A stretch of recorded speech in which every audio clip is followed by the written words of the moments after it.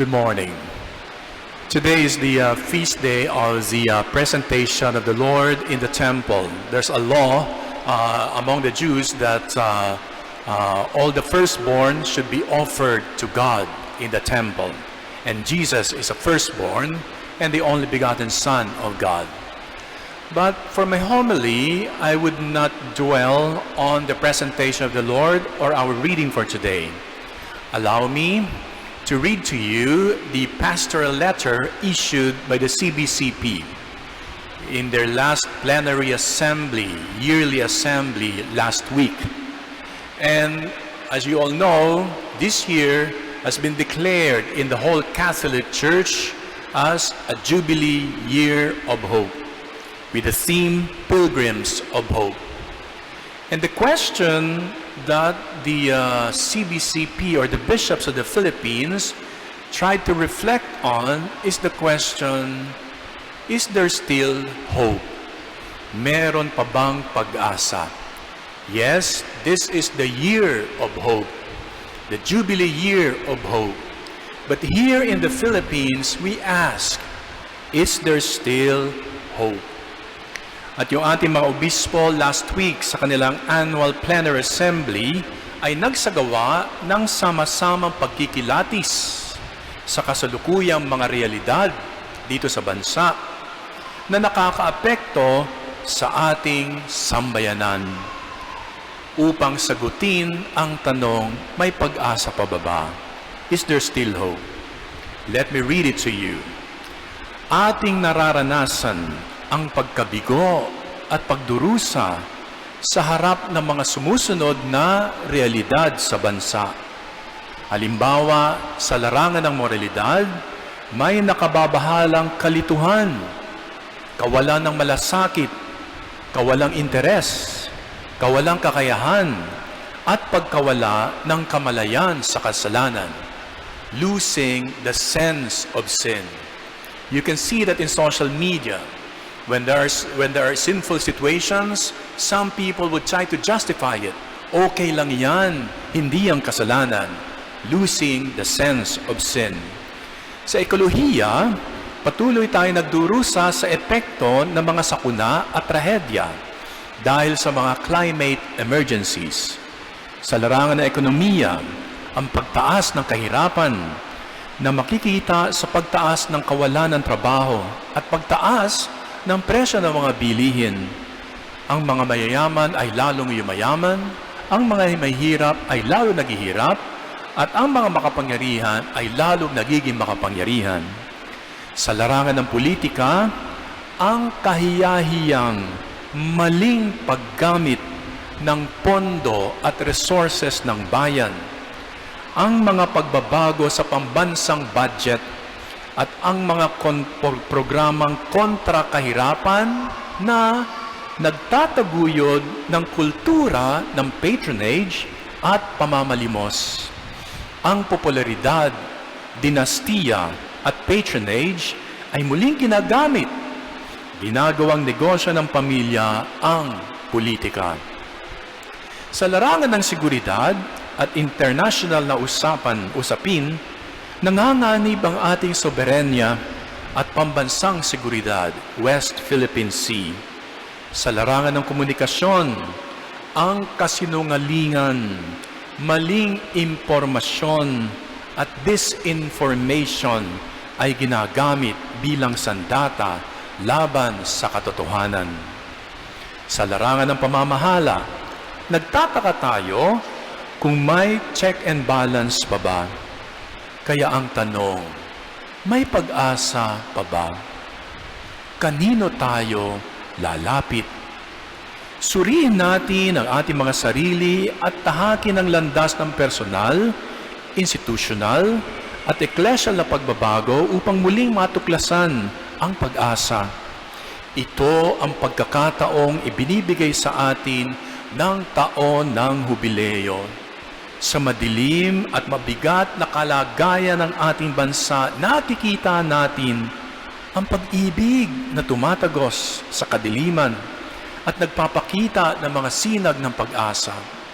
Sinasabi ng CBCP, bagamat may mga kadilimang sitwasyon, may pang-aabuso sa pera ng bayan, may pang-aabuso sa ekonomiya, may pang-aabuso sa hustisya at kung ano-ano pa, meron din namang mga kislap ng pag-asa. Meron din namang pag-ibig na tumatago sa dilim. Merong mga pagliliwanag sa kadiliman ng ating buhay.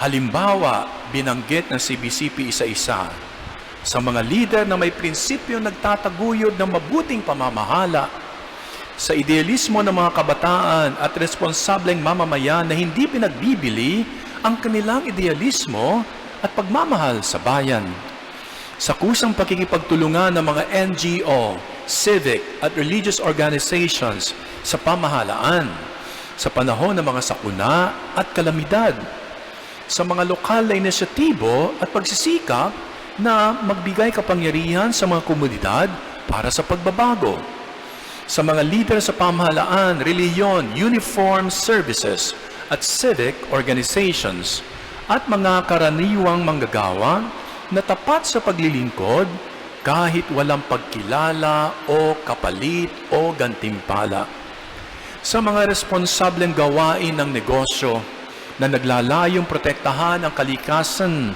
at paglingkuran ang mga nangangailangan, sa mga handang isakripisyo ang kanilang reputasyon, maging ang kanilang buhay upang labanan ang katiwalian at ipaglaban ang katarungan, sa diwa ng katatagan ng mga Pilipino at sa mga naghahandog ng kanilang sarili para sa tapat na paglilingkod.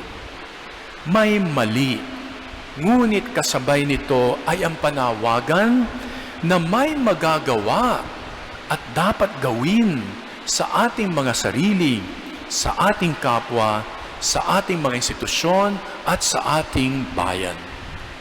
So makikita niyo po, unang bahagi, binanggit ng mga obispo yung mga kadiliman sa sitwasyon ng ating bansa.